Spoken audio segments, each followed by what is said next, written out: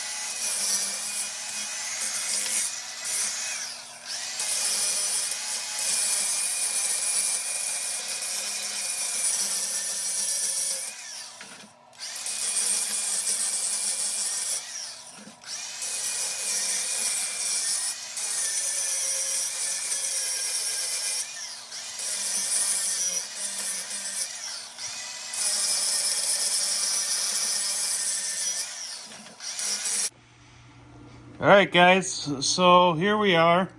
This is what we got out of it. Like I said, not a professional welder, but that sucker's not going anywhere. And I'll probably clean it up a little more before paint, but at least I know they ain't going nowhere. All right. Thanks, guys. Let's wrap this one up. Like and subscribe. See you later.